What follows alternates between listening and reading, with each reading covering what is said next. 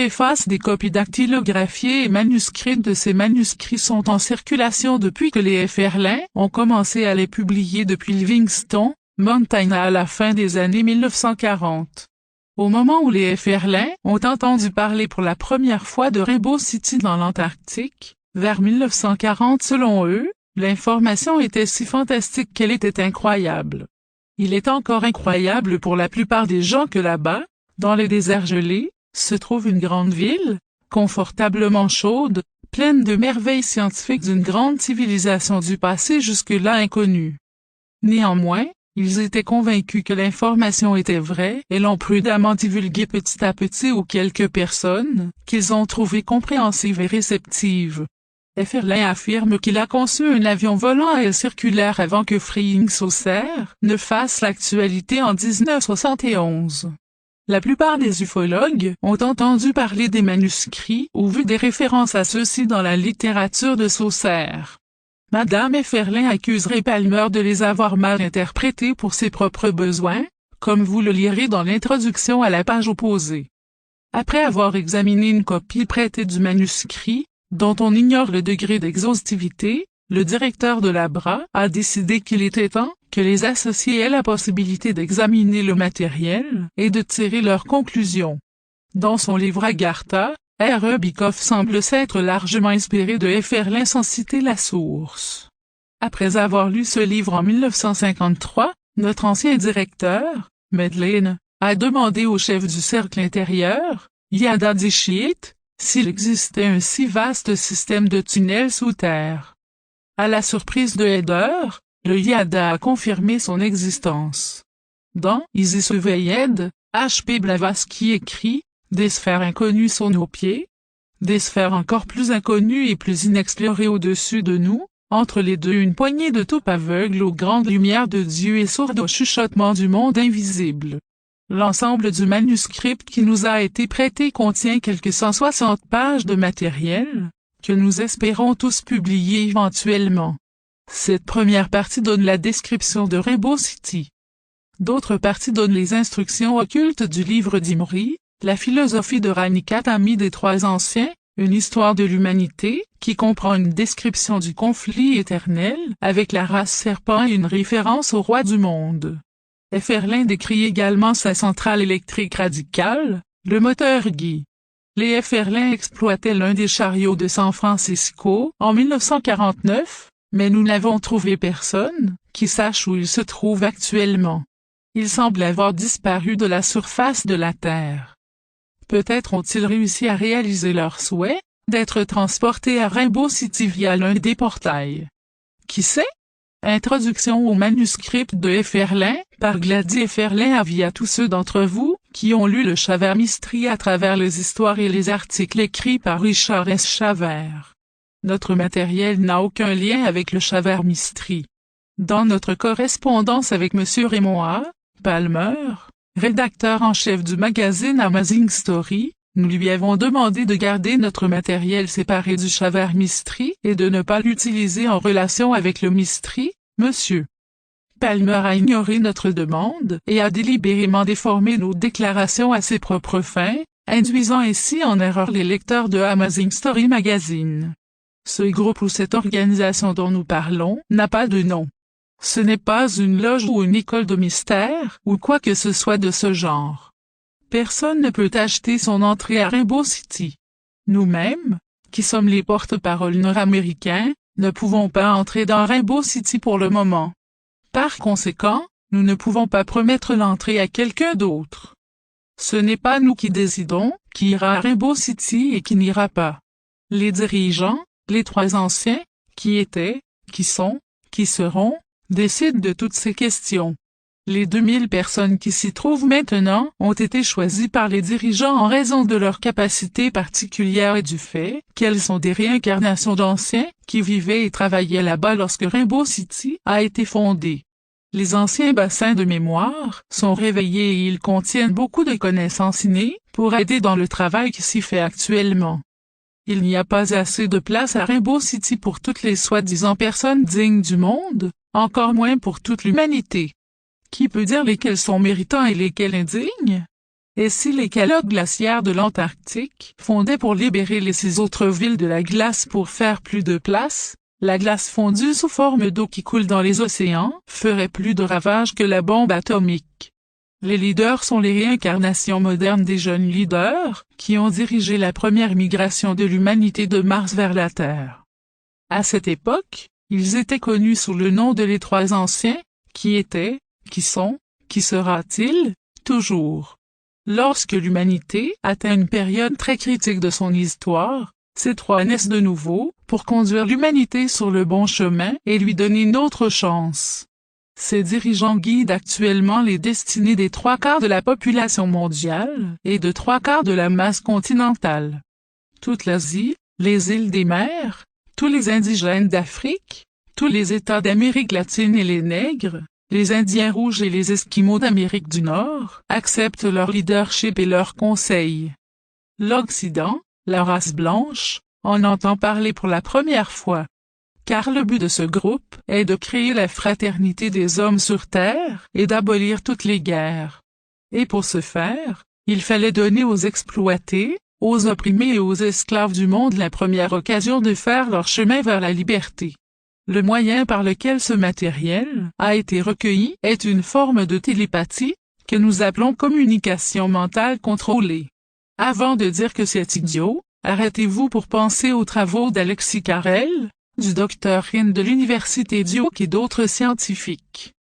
Pensez ensuite aux nombreuses chaires de télépathie mentale établies au sein du département de psychologie des plus grandes universités des États-Unis.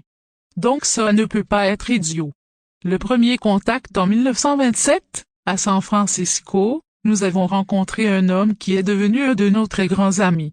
Dans nos déplacements, nous nous sommes perdus de vue. Tous deux ont regretté le contact perdu. En février 1935, alors que nous étions à Elwood, dans l'Indiana, nous avons appris que notre ami Emery était à New York dans les cercles de la radio. Nous l'avons immédiatement contacté et il en était très content. Nous avons commencé à développer ce système, que nous appelons la communication mentale contrôlée. Il nous a aidés dans tous les sens. C'est Madame Efferlin qui a établi le lien mental. Emery est venu à Elwood plusieurs fois au cours du processus, pour vérifier l'exactitude. C'était exact. Il a eu l'occasion de se rendre à plusieurs endroits aux États-Unis. Chaque fois transmettrait des informations et vérifierait ensuite avec nous. Lorsqu'il s'est avéré que le système de télépathie était exact, il est allé dans d'autres endroits du monde, transmettant beaucoup d'informations qui n'ont rien à voir avec la question en cours. Cependant, la confirmation de cette information était toujours disponible par le biais des journaux et de la radio, de 2 jours plus tard à 5 ans plus tard. Nous avons eu une telle masse de preuves confirmatoires par ce moyen, qu'il est devenu monotone de le noter. Nous ne pouvons pas douter des informations qui nous sont données maintenant, aussi fantastiques soient-elles. Notre communication est aussi rapide qu'une conversation ordinaire et ouverte. Madame Efferlin reçoit l'information par télépathie et la transmet oralement à Monsieur Efferlin. Les deux parlent à voix haute pour répondre à Emery. Notre ami peut entendre une conversation parler et peut voir tout ce qui se tient devant le canal, comme nous appelons le support utilisé. Il entend tout ce qui se dit si l'on parle assez fort. Il n'est pas nécessaire de crier seulement pour parler clairement. Les bruits de la rue d'ici lui parviennent. Il n'y a aucun mystère à propos de ce canal, seulement une utilisation définie de la focalisation vibratoire. Pas besoin d'action mystique ou de transe, ou de l'encens, ou des miroirs, ou des bougies, mais la simple utilisation d'une image. Ce canal a été ouvert au printemps 1935, il y a plus de 12 ans. Emery et quelques autres, travaillant sous les ordres, ont découvert Rainbow City à l'automne 1942 vers l'heure de Thanksgiving. Vous voyez, dans l'intervalle de plus de 7 ans, nous avons eu tout le temps de vérifier tous les angles de notre canal de communication. Ainsi, peu importe à quel point l'information est fantastique, nous avons toutes les raisons de l'accepter comme vraie. Aucune raison de croire que c'est faux. Nous avons des preuves suffisantes pour nous-mêmes, mais aucune preuve concrète, matérielle, qui puisse être tenue en main et transmise de personne à personne. Par conséquent, Nous avertissons chaque lecteur de prendre ces informations avec un grain de sel et d'examiner le matériel par lui-même. Nous ne le présentons pas comme un fait indiscutable qui doit être accepté simplement parce que nous le disons. Mais chaque lecteur doit laisser parler sa raison et sa logique, et il est libre de l'accepter ou de la rejeter comme bon lui semble. Peu nous importe lequel il fait. Le moteur Guy en 1940, nous avons donné à notre ami Emory les conceptions et les informations du Guy moteur numéro 1, qui brûle de l'eau comme carburant, cirque le widget plan et les instruments esquissés dans l'article « Power ». Tous les articles ont été publiés dans le magazine Amazing Story de septembre 1946. Emory les a finalement remis aux 3 anciens. Nous-mêmes ne pouvions rien faire avec eux, car nous n'avions pas d'argent pour les développer, mais Emory a manqué d'argent pour s'occuper du premier cercle widget plan, qui a été construit, et du Spaceship. Enfin, il fit appel à son ami personnel le Grand Lama, chef du temple de la vallée de la paix harmonieuse, au Tibet que nous appelons Shangri-La. Le Grand Lama a ouvert la vallée pour Emory. De là, ils passèrent entre les mains des 3 anciens. Depuis lors, 350 des avions à ailes circulaires ont été construits.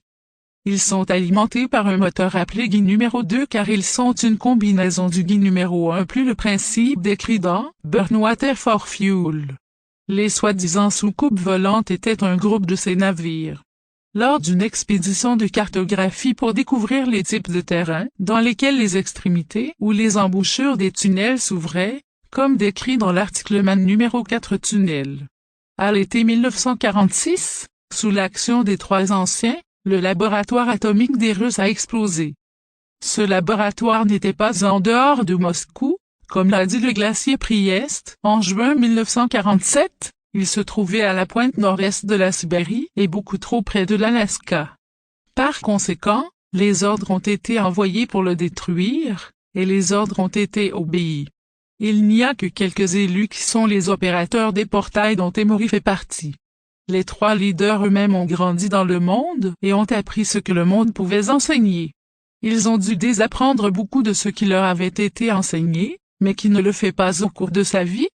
En dehors de 3 ou 4 bébés, qui sont nés à Rainbow City au cours des 4 dernières années et demie, tout le monde là-bas est né dans le monde au cours des 70 dernières années impaires.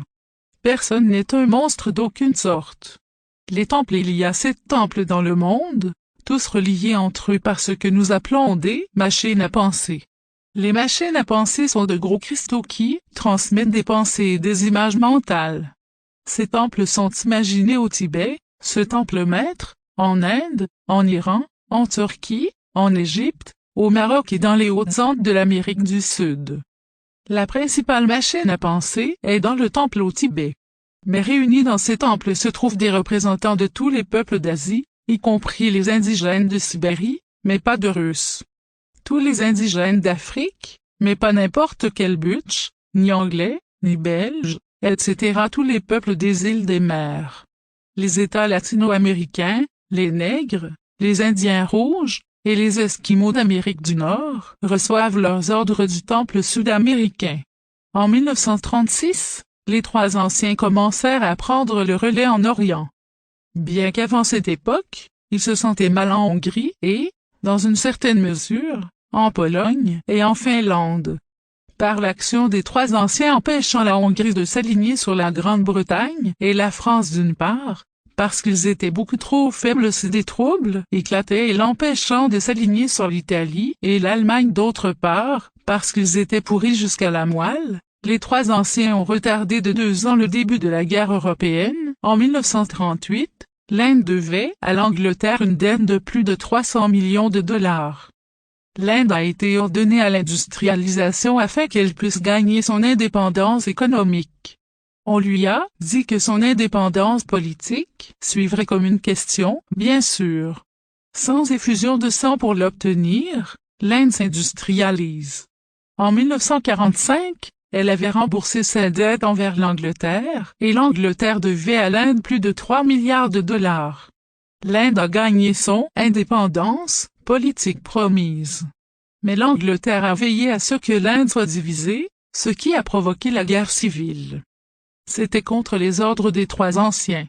L'Inde devra donc se débrouiller seule. La Turquie a reçu l'ordre de rester hors de la guerre, peu importe la pression exercée sur elle de n'importe quelle direction, elle a obéi aux ordres et elle n'a pas subi d'explosion pendant la guerre. L'Amérique elle-même a finalement admis que c'était une bonne chose que la Turquie soit restée en dehors de la Syrie. Cela a mieux fonctionné pour l'Amérique. L'Égypte a reçu l'ordre de ne pas attirer un seul homme pour le service militaire, même lorsque l'ennemi était à l'intérieur de ses portes. Les Britanniques et les Américains traitaient les Égyptiens de « lâches pleurnichards ». Mais ils ne l'étaient pas. Il a fallu la plus grande sorte de foi dans les trois anciens, pour que les Égyptiens obéissent aveuglément, avec toutes les preuves contre l'obéissance. Mais ils ont été sauvés, comme tout le monde le sait, donc Rommel conduisait des pourboires pour faire sauter le canal de Suez et pousser en Terre Sainte. Lorsqu'il aurait atteint ce point, l'armée allemande massée aux confins de la Turquie, aurait pénétré en Turquie et pris les Dardanelles. Ensuite, les deux armées auraient uni leurs forces et elles se seraient enfoncées dans les champs pétrolifères d'Irak, d'Iran et du Caucase russe, débordant ainsi les Russes et Stalingrad. Qu'est-ce qui a poussé Rommel à courir, bouleversant ainsi ce petit complot et empêchant les Allemands d'obtenir le pétrole, qui aurait fait gagner la guerre à l'Allemagne? Ce n'était pas Montgomery. Il était dans le sud-est de l'Égypte avec seulement une force symbolique. Il ne pouvait même pas garder en vue la poussière du célèbre Afrique encore. Les Allemands ont couru si vite qu'ils ont jeté des Italiens dans tout le désert, et les Italiens ont dû marcher de nombreux kilomètres fatigués avant de trouver quelqu'un à qui se rendre. Les trois anciens sont intervenus et ont fait fuir Rommel. Ils ont imposé la loi à Rommel et lui ont fait tellement peur qu'il n'a pas osé faire un pas de plus en Égypte. Par l'action des trois anciens, ils ont brisé le dos de l'effort de guerre allemand et les Alliés ont gagné. Qu'est-ce qui a arrêté les Japonais aux portes de l'Australie? Ils avaient descendu les îles et étaient pratiquement aux portes de l'Australie. L'armée australienne était loin de chez elle pour combattre les batailles de la Grande-Bretagne ailleurs. La Grande-Bretagne n'a pas pu ramener l'armée australienne assez rapidement. L'Amérique ne pouvait pas envoyer d'hommes et de matériel en Australie. La majeure partie de la flotte américaine du Pacifique se trouvait au fond de l'océan Pacifique à Pearl Harbor. La flotte de l'Atlantique menait les batailles de la Grande-Bretagne dans l'Atlantique. Les quelques navires qui se trouvaient dans le Pacifique ne pouvaient pas tenir la guerre eux-mêmes, ni sauver l'Australie de l'invasion. Les Alliés avaient désespérément besoin d'une base dans le Pacifique et l'Australie était la seule base restante. Si les Japonais capturaient l'Australie, l'Amérique combattrait les Japs dans les Rocheuses d'Amérique du Nord. Les trois anciens le savaient, alors ils sont intervenus et ont arrêté les Japs à leur manière. L'Australie était en sécurité jusqu'à ce que les hommes et les fournitures puissent y être acheminés. À partir de là, c'était à l'Amérique. Vous le savez tous maintenant, l'étrange volte-face des Japonais. Comme ils sont devenus dociles et obéissants sous le général MacArthur. Comment le peuple japonais travaille pour la paix et veut faire partie de cette paix. Encore une fois, les trois anciens sont intervenus, à leur manière, et ont averti le peuple japonais qu'ils s'étaient désespérément condamnés par leurs actions précédentes et leur soif de sang. Les Japonais ne pouvaient se racheter que par la longue et difficile ascension de l'obéissance, de la coopération et de la volonté de montrer au monde qu'ils étaient prêts à subir les étapes nécessaires pour regagner leur statut de nation. Et on leur a également dit que les trois anciens étaient avec l'homme qui deviendrait le conquérant des Japonais. Et ce n'est que par l'obéissance, la coopération et le travail qu'ils pourraient se racheter pour revenir à une place sous les trois anciens. Vous avez vu comment les Japonais ont obéi à ce dicton. Et maintenant vous savez pourquoi ils ont hardiment annoncé qu'ils prendraient l'ordre du général MacArthur et de personne d'autre. Fédération mondiale, la Syrie et le Liban ont obtenu leur indépendance par l'action des trois anciens. Les États arabes unis en une fédération par l'acte des trois anciens. Et la force de la fédération en tant qu'unité est supérieure à la force combinée des États individuels. Ils se sont organisés selon le modèle des États-Unis, qui est le modèle que tout le monde suivra lorsque le moment sera venu. C'est-à-dire, le modèle de gouvernement parmi les États du monde.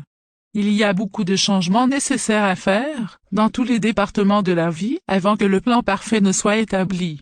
Le schéma aux États-Unis est le suivant. Les 48 États sont 48 nations individuelles combinées en une seule fédération. Chaque État a ses propres lois, traditions et histoires. Ces choses sont sacrées pour chaque État. Mais chacun de ces 48 États coopère avec tous les autres États sur des questions vitales. Il n'y a pas de mur tarifaire entre les États. Il n'y a pas de droit d'importation ou d'exportation à payer entre les États.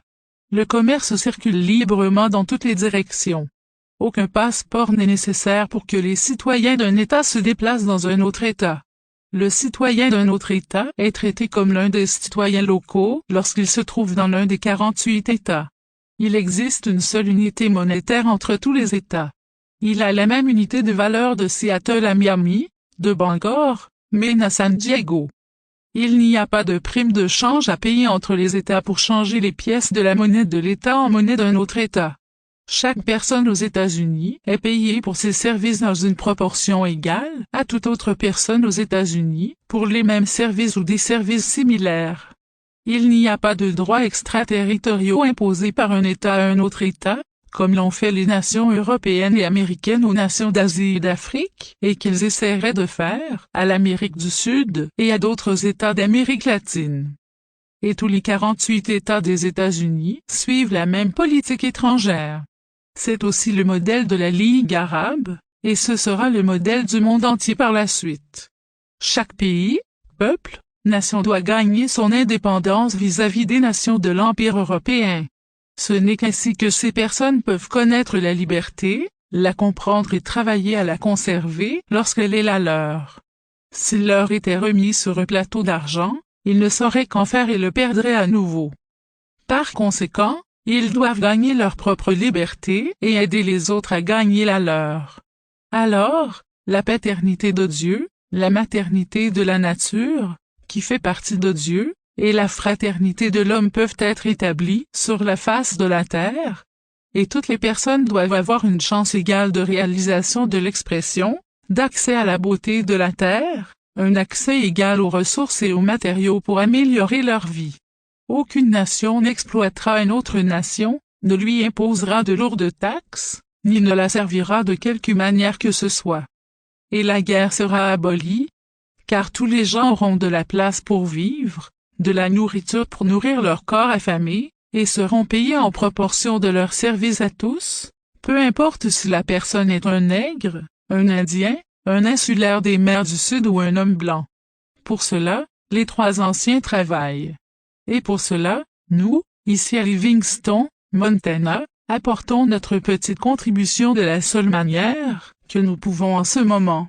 Alors, à prendre ou à laisser. Cela nous est indifférent. Nous connaissons l'objectif et y travaillons. Horizon illimité par VCF Erlin. La chose qui a été, c'est ce qui sera, et ce qui est fait est ce qui doit être fait, et il n'y a rien de nouveau sous le soleil. Ecclésiaste, chapitre 9. Le rêve de toute l'humanité, enfant et souvent adulte, en regardant les cieux, a été d'explorer un jour les confins de l'espace et des étoiles. Ce jour est maintenant proche, et nos enfants connaîtront bientôt ce grand sentiment d'expansion ainsi que le fait que nous, en tant qu'individus, et notre planète Terre, ne sommes qu'une minuscule étincelle de poussière cosmique dans toute la création. La Lune avec un œil prospectif depuis l'expérience radar. Sinon, faites-le maintenant, car le temps vient bientôt où peut-être vos enfants, sinon vous-même, pourront y revendiquer. Le vol spatial était notre rêve d'il y a presque 40 ans, et le début d'une recherche qui a depuis mené à travers la mythologie, l'histoire, la physique, la chimie, la mécanique et ainsi de suite.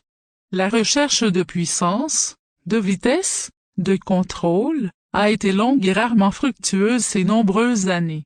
Mais désormais des horizons illimités, et l'expansion des connaissances est un moteur profond et sincère qui fait avancer. Un bébé ou un petit enfant tend la main vers l'objet lumineux et brillant devant lui, et nous aussi avons vu la lune et les étoiles brillantes, tout comme le fait un enfant, atteindre le chemin qui mène à l'accomplissement. Il y a longtemps, Nous nous sommes assis en haut du flanc d'une montagne ici dans les montagnes rocheuses, et avons regardé à travers une large et longue vallée, à 1000 pieds au-dessous de nous, et nous avons rêvé de ce que ce serait de balayer d'où nous étions assis, au-dessus de la vallée, dans un long arc vers l'horizon au-dessus des sommets des montagnes devant nous, et vers le haut, toujours vers le haut dans le ciel bleu, de plus en plus vite, et de plus en plus vite, jusqu'à ce que nous puissions accélérer avec la vitesse de la lumière à travers l'espace. Non, nous n'avons pas encore nous, l'écrivain, personnellement emmené dans l'espace, mais nous avons conçu des pièces de la machine qui a été construite il y a 5 ans, et il a depuis effectué 2 voyages dans l'espace, une fois accidentellement, et récemment un voyage planifié transportant du matériel et des scientifiques. Oui, assez loin dans l'espace, pour que la Terre ait la taille d'un marbre et la Lune la taille d'un petit pois, et tout l'espace un éclat violet avec la Terre et la Lune, comme des taches sombres. Les radiations cosmiques se sont avérées beaucoup plus fortes dans l'espace, mais il y avait d'autres radiations observées, qui ne peuvent pas encore être classées, et de nouveaux instruments d'enregistrement et de qualification des méthodes d'analyse doivent être développés avant le prochain voyage. Une distorsion étrange apparaît dans les montres, les horloges et les chronomètres utilisant un assemblage de trains d'engrenages, comme si les engrenages avaient glissé. Aussi, l'apparition du Soleil semble être de nature électronique au lieu d'une consommation gazeuse.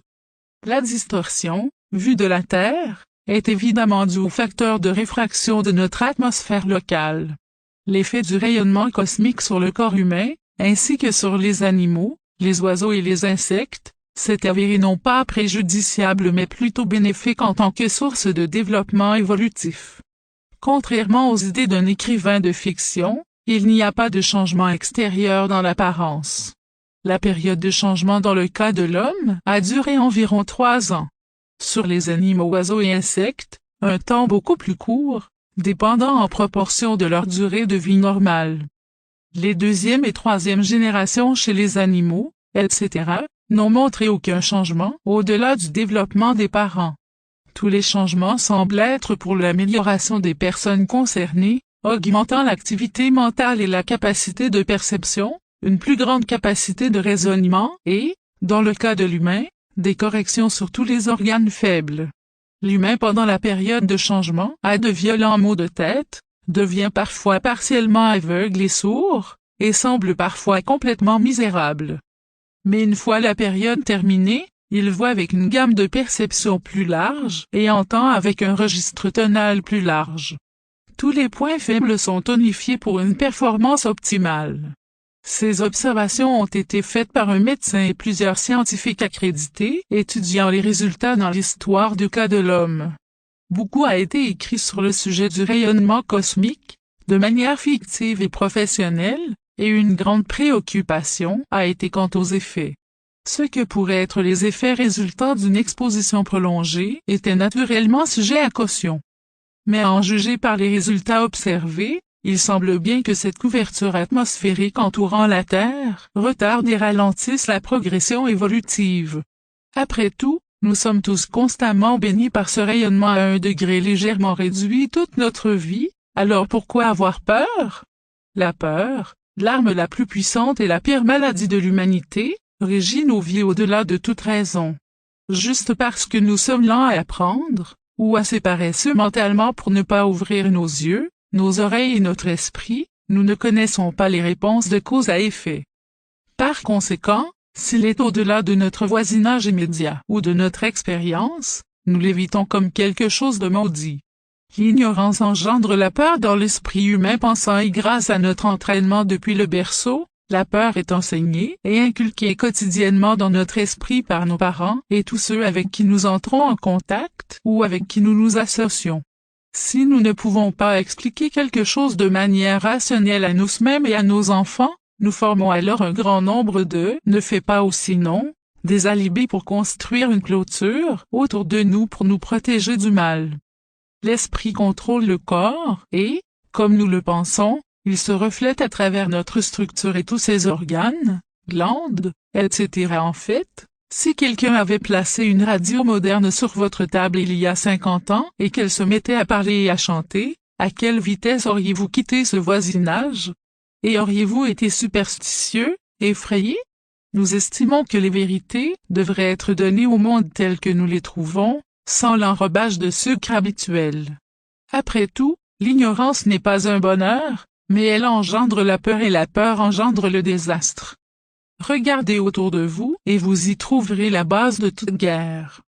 Quand un homme a quelque chose de plus que sa propre arrière-cour comme horizon, il doit aller plus loin et s'efforcer d'atteindre cet horizon.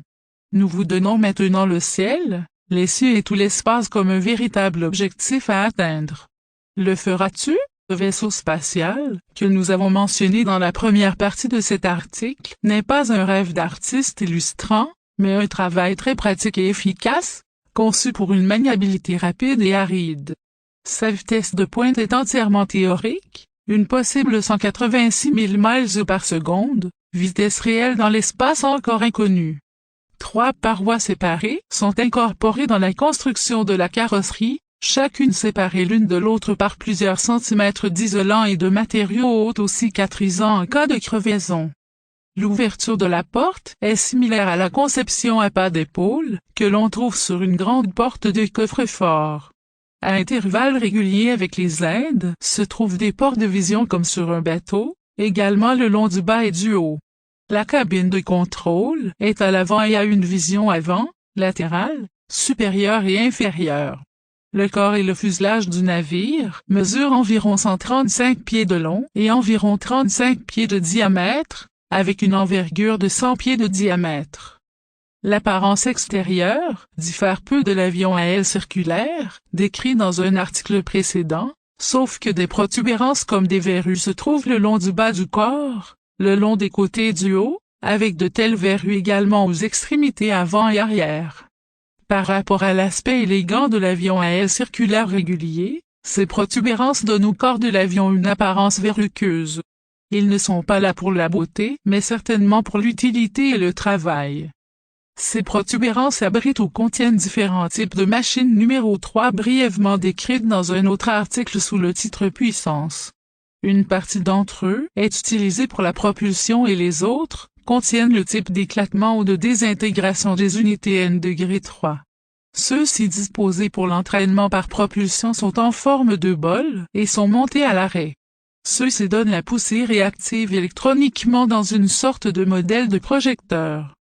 Les autres unités N°3 sont montées sur blisters rotatifs à des fins de visée et sont de la construction à noyau tubulaire qui, lorsqu'elles sont activées, produisent un faisceau d'urée à rotation serrée de projection d'énergie électronique capable d'une grande destruction et avec une portée destructrice de milliers de milles.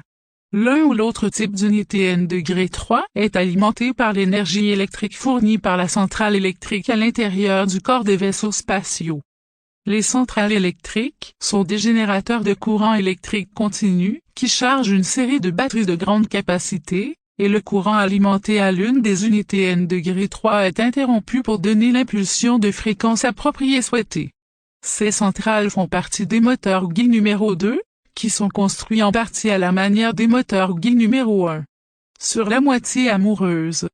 Dans la moitié supérieure, ils sont complètement sans valve et intègrent un système utilisant les principes mentionnés dans l'article Burn Water for Fuel. Par ce moyen, nous avons un système d'alimentation qui ne nécessite aucun ravitaillement et les facteurs de poids restent constants, la gravité et l'accélération le permettant. Des hélices de forme étrange se trouvent entre les flancs du navire et le bord intérieur des ailes. Ceux-ci sont entraînés par des moteurs électriques si et quand ils sont utilisés. L'apparence de ces hélices pourrait être comparée au moulin à vent de Hollande, une conception à forte poussée. Le navire dispose de quartiers d'habitation et d'un système de climatisation autonome et de sa propre alimentation en air. Il est également équipé d'émetteurs et de récepteurs radio et d'un système de sonorisation, avec des klaxons montés à l'extérieur du navire. Un panneau de commande fait également partie de l'équipement de la section du pilote et à partir de là, les unités d'entraînement ou de poussée N°3 sont agencées pour fonctionner, soit séparément, soit en groupe. Les unités de levage N°3 sont disposées le long du fond du corps du navire, les poussoirs vers le bas N°3 sur le dessus du corps, ainsi que la direction et la propulsion N°3 à l'arrière du corps. Dans le nez du navire se trouve numéro 3 poussoirs pour l'action de direction et de freinage, tous équipés d'une commande principale et également d'une commande pilote, automatique. Grâce à cette disposition des unités motrices de poussée, il est possible de verrouiller dans l'espace la position du navire à tout moment ou de planer au-dessus du sol dans une position stationnaire. Les unités de type tube ou arme N°3 sont destinées à éliminer toute obstruction souhaitée ou à une utilisation au combat et sont contrôlées individuellement par leur propre panneau de commande. Ce seul navire à froid, si on le souhaite, anéantira de l'air les forces combinées de la Terre entière et toutes les marines des mers, comme un tel équipement de guerre est maintenant conçu. Voici aussi une réponse à la peur des bombes atomiques et des projectiles de roquettes. Les détecteurs de radar établis dans des sections désignées contrôlant les unités N°3 montées au sol détruiront les porte-bombes ou les bombes et roquettes au point d'interception, quelle que soit l'altitude, le nombre ou la vitesse.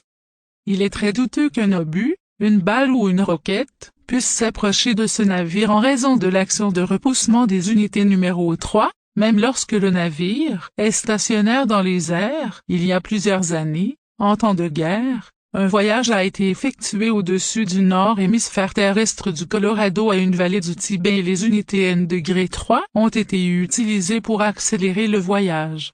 Les lumières du terrain d'atterrissage étaient allumées au Tibet, attendant que le navire atterrisse.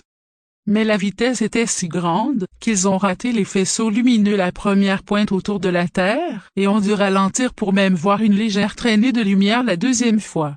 Au troisième tour, ils avaient suffisamment ralenti pour voir les lumières et atterrir sur l'aérodrome. L'altitude de vol était stratosphérique et le temps total écoulé était de 5 heures. Voulez-vous toujours rouler vers les étoiles? Alors tous à bord. Le vaisseau spatial ci-dessus était un dérivé d'un vaisseau à vol atmosphérique tel que décrit dans l'article Circle Wigeld-Plan, et le vaisseau est maintenant basé loin du Tibet, après 4 années d'exploration du continent antarctique par nos scientifiques. Eux, vivant dans une grande ville faite de plastique aux couleurs de l'arc-en-ciel, la seule ville accessible, l'une des 7, dont 6 sont maintenant recouvertes de glace à 10 000 pieds de profondeur. La civilisation ancienne. En étudiant les preuves culturelles d'une civilisation ancienne, ils ont découvert qu'elle avait plus de 2 millions d'années. Une ville utilisant des plastiques pour le pavage, la construction et les vêtements. Électricité statique contrôlée pour la lumière et le chauffage, et l'électricité de la ville, et pour faire fonctionner les grands trains qui attendent dans les gares et les gares souterraines en dessous de cette ville arc-en-ciel. Il existe des cartes montrant le vaste système à double train-tunnel de plus de 100 pieds de diamètre, sous terre et dans les mers à travers le monde, l'emplacement des terminaux du système et toutes les lignes latérales et les extrémités du tunnel. Les machines agricoles sont alimentées par une substance semblable au radium contenue dans de petites boîtes. Les combinaisons de vol personnel sont alimentées par cette substance. Les machines à dupliquer produisent, par réarrangement de la structure atomique, un nombre quelconque de copies égal à l'original. Il existe des preuves qu'il existe plus de 200 éléments de la matière, avec les lois de combinaison et d'utilisation.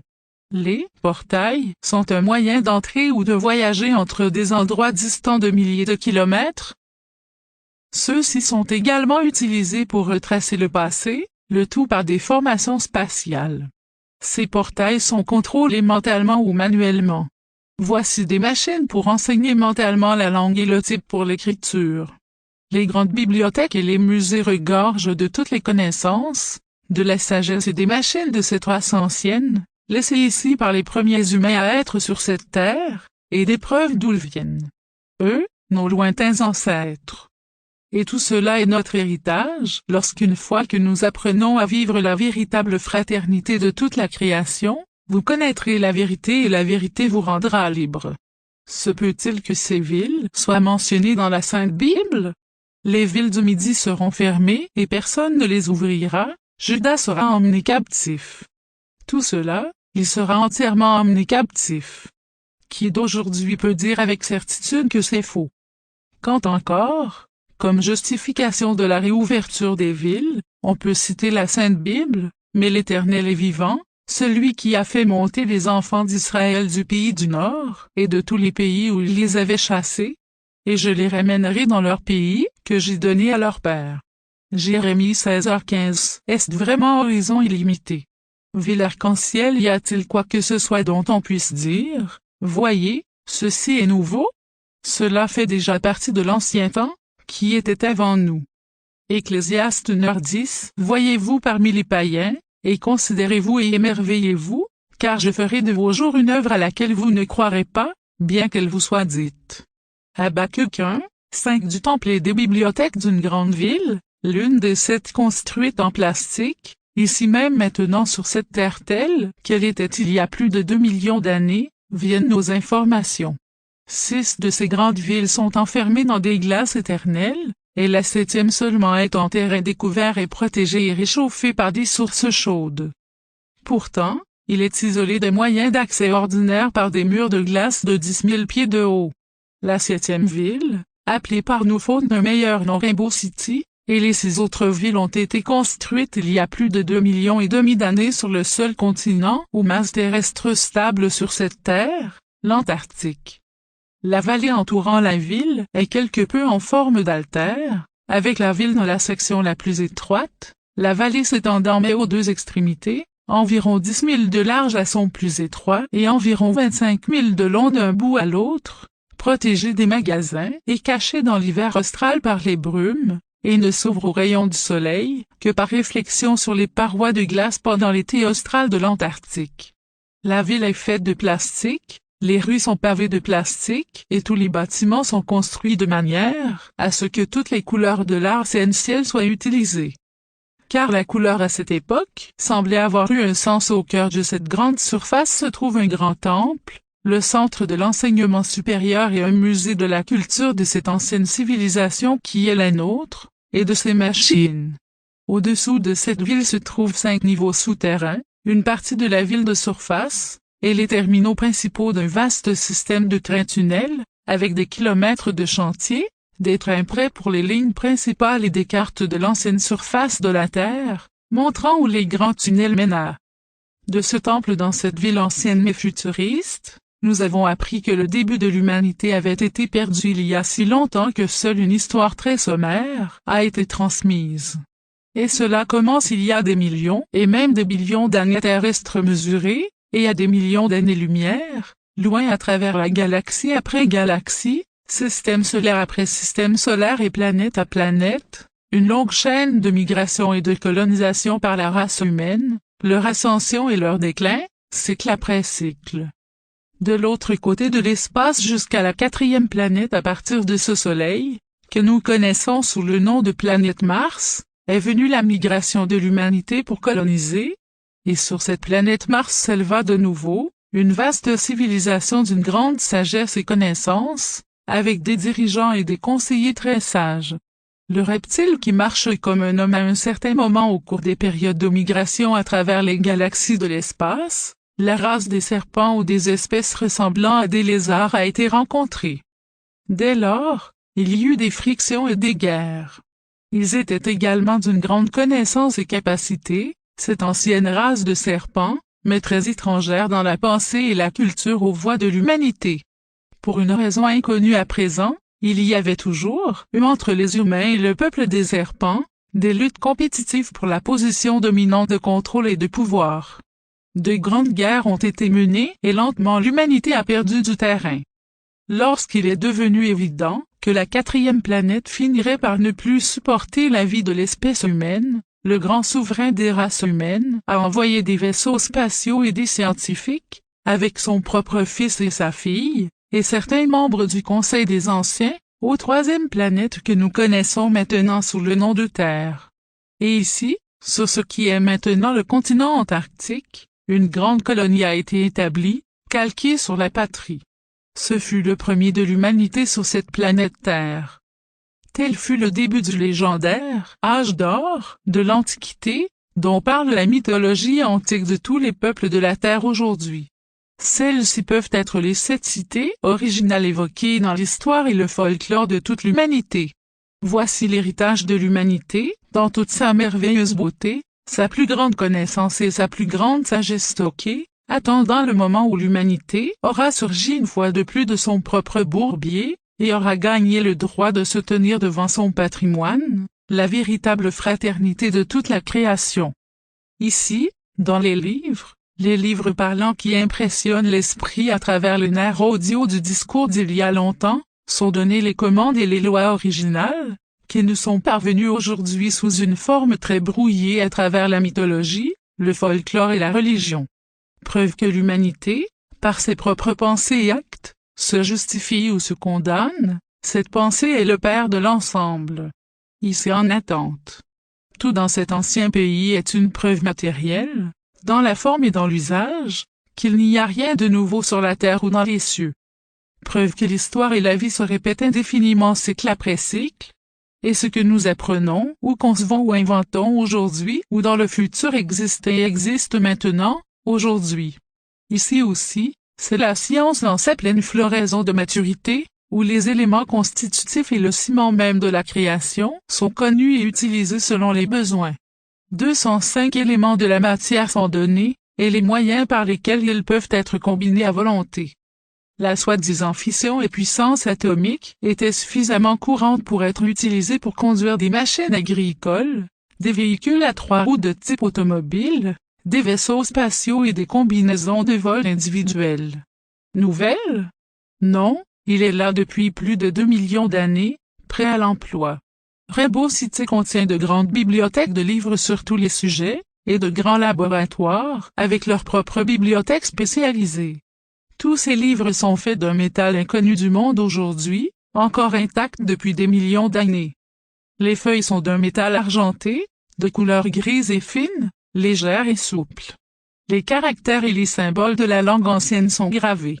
Le système mathématique est basé sur le nombre de 7 dans les équations, sur toutes les constantes physiques. Ils utilisent 7 sur 7 au lieu de la racine carrée de -1 moderne. Sur les constantes mentales et spirituelles, 10 sur 7 est utilisé. Si nous examinions notre tableau périodique moderne des éléments dans le manuel de chimie et de physique, nous trouverions la clé du système de comptage utilisé il y a si longtemps, car les deux sont basés sur la loi naturelle. Un cercle est divisé par 2, 4, 8, 16, etc., jamais en 12. Les plastiques ont été utilisés pour construire les murs, les sols et les toits des maisons, des magasins et du temple, ainsi que des meubles, des tables, des lits, etc. soient modernes les plus fines, plus légères, et tout cela est ignifuge. En fait, pour laver le tissu ou le linge de lit, placez-le sur une flamme nue et brûlez les impuretés. De beaux bijoux de toutes les couleurs sont faits de plastique si dur que la surface d'un diamant est taillée et poudrée comme s'il s'agissait de verre ordinaire. De nombreuses sphères en plastique de toutes les couleurs et de toutes les tailles sont là à des fins spéciales et sont traitées de manière à conserver leur pouvoir et leur influence. Formule chimique pour un plastique: faire macérer la végétation en particules très fines et mélanger avec de l'eau. Faire bouillir cette purée à feu très vif, filtrer le liquide et le faire bouillir à feu vif. Écumer toute l'écume et filtrer à nouveau le liquide. Rebouillir à nouveau le liquide à feu vif et filtrer à travers un filtre final. Soumettez maintenant ce liquide restant pendant 24 heures à un conditionnement de processus électronique, dans une condition vibratoire élevée ou à haute fréquence pour réorganiser la polarité des molécules. Le liquide est alors prêt à être coulé et moulé. Après avoir été moulé, il est encore assez mou pour être taillé immédiatement. Après cela, le plastique durcit et devient plus dur chaque jour suivant. Les machines sont utilisées pour chauffer ou réfrigérer leur voisinage, par vibration. Ils baignent maintenant leur voisinage et au-dessus de vibrations froides. Cela rend sans aucun doute l'Antarctique plus froid que tout autre endroit sur Terre aujourd'hui. Des tests ont été effectués par notre groupe dans les villes couvertes de glace, à des températures proches de -150 degrés. Les habitations et tous les bâtiments sont chauffés ou refroidis par les rayonnements chauds ou froids des murs et des sols. La couleur même des habitations peut être ajustée par un changement dans le contrôle des vibrations de couleur, et les murs deviennent opaques ou transparents, ou et comme on le souhaite en ajustant un interrupteur dans les murs. Voici une radio sans bruit statique. Radio qui fonctionne et imprime d'une manière ou d'une autre sur les centres audio de l'esprit, de la musique ou des messages vocaux. La télévision fonctionne différemment de la nôtre, dans la mesure où les impulsions semblent remonter à la source de nos ondes radio actuelles depuis la transmission, et même dans le studio au niveau du microphone. Le microphone semble agir comme un œil de lecture et une vue est donnée de toute personne ou objet devant lui. Ces radios sont dans tous les bâtiments et sont alimentées par le courant de la ville. Dans les jardins se trouvent de grands arbres d'ombrage et des plantes à fleurs, luxueuses au-delà de toute croyance, dont les fleurs individuelles mesurent souvent au moins 3 pieds de diamètre. On y trouve très peu d'insectes, à l'exception des papillons, dont l'envergure des ailes mesure 7 à 8 pieds de diamètre et dont le corps remplirait un plat de dinde de grande taille. En fait, ils sont aussi grands que pour remplir des aigles et sont beaux au-delà des mots. Les arbres fruitiers sont de taille plus petite que les vastes arbres d'ombrage, mais ils portent des fruits de taille énorme. Dans l'ensemble, certains fruits, bien que ressemblant à l'apparence des fruits modernes, ont un goût très différent. Un fruit coloré ressemblant à une grosse pomme avait le goût d'une poire. Un fruit ressemblant à une pêche a de nombreux noyaux de graines et a un goût comme rien d'autre sur terre. Il en va de même pour les baies, dont certaines ressemblent aux framboises et aux mûres. Des graines de légumes ont été trouvées dans des armoires de stockage dans une pièce du temple arc-en-ciel. Cette pièce contenait à une extrémité une grande boule incandescente d'énergie rayonnante. On pense que ces graines ont conservé ces millions d'années. Les légumes, bien que différents en apparence de nos variétés communes, servaient à peu près le même but. Un grand type de feuille prend la place de la laitue mais se développe en une formation de tête ressemblant davantage à du chou. Un autre légume vert qui, même à maturité, reste vert, a un goût similaire à nos tomates actuelles. Ceux de notre groupe qui étaient agriculteurs ou horticulteurs dans leur jeunesse et préféraient ce service, s'occupent du travail et de la récolte des cultures, à l'aide de charrues et autres outils qui s'y trouvent, alimentés par une substance atomique ou radioactive contenue dans une petite boîte métallique sur la machine. Toutes les commodités et les luxes trouvés dans les maisons de ville sont également dans les maisons de ferme. Shangri-La de l'Antarctique, les lampes à rayonnement et les radiateurs fournissent à la vallée une température presque uniforme et les rayons nécessaires à la santé et à la croissance. Les brumes qui pèsent sur la vallée pendant la longue saison estivale sont beaucoup plus épaisses et plus lourdes pendant les longs hivers antarctiques, contribuant ainsi à protéger les vies là-bas. Au milieu de l'hiver, la température est fraîche, environ 65 degrés, en été 75. Voici un véritable jardin d'Éden, demeure des dieux. Toutes les routes de campagne sont pavées de plastique, de même que tous les bâtiments de campagne. Ici se trouvent également les terrains d'atterrissage et les hangars pour abriter les différents types de machines volantes, y compris un grand navire pour les voyages de planète à planète. Les déplacements de la ferme à la ville et vice-versa se font par des moyens de transport à 3 roues un peu similaires à nos voitures et camions. Ces véhicules sont commandés par des leviers et des boutons poussoirs et sont alimentés par le même type de masse d'énergie rayonnante dans des boîtiers métalliques que les équipements agricoles. Les pneus sur les roues de ceux-ci sont en plastique, un peu comme nos pneus de ballon actuels. De la preuve comme le montrent les images grandeur nature et les tailles des lits, des chaises, vêtements, etc. Nos ancêtres d'origine mesuraient en moyenne 7 à 8 pieds. La couleur de peau d'origine de la race était d'un brun rougeâtre, les yeux et les cheveux étant à peu près les mêmes. Seules les images des anciens souverains montraient des yeux bleus. L'un d'eux avait les cheveux bleu-noirs, et les 2 autres étaient blonds. Le parent de ces dirigeants était de couleur beaucoup plus claire, une sorte de teinte dorée. Ces 3, 2 hommes et une femme, étaient les dirigeants, et avec eux se trouvait le conseil des anciens et des sages. Le seul homme aux cheveux noirs était la fiancée de la femme blonde. L'homme blond était son frère. Les 2 étaient des enfants du souverain sur Mars. celui aux cheveux noirs, appartenait à la haute noblesse de cette planète.